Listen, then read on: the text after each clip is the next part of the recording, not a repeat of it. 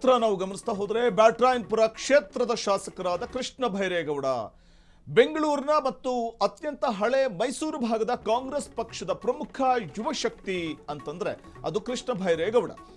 ಸಿದ್ದರಾಮಯ್ಯನವರ ಕ್ಯಾಬಿನೆಟ್ನಲ್ಲಿ ಕಂದಾಯ ಖಾತೆಯನ್ನ ನಿಭಾಯಿಸ್ತಾ ಇದ್ರು. ಸೊ ಇದು ಸಮರ್ಥವಾಗಿ ಕಂದಾಯ ಖಾತೆಯನ್ನ ನಿಭಾಯಿಸಿದ್ದು ಕೃಷ್ಣ ಭೈರೇಗೌಡ ಅವರ ಹೆಗ್ಗಳಿಕೆ. ಒಟ್ಟು 5 ಬಾರಿ ಶಾಸಕರಾಗಿ ಆಯ್ಕೆಯಾಗಿರುವ ಕೃಷ್ಣ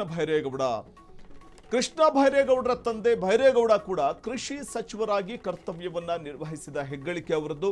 ಇನ್ನು ಅವರ ಪುತ್ರ ಭೈರೇಗೌಡರು ನಿಧನದ ಹಿನ್ನೆಲೆಯಲ್ಲಿ 2003ರಲ್ಲಿ ವೇಮಗಲ್ನಲ್ಲಿ ಸ್ಪರ್ಧೆ ಮಾಡ್ತಾರೆ.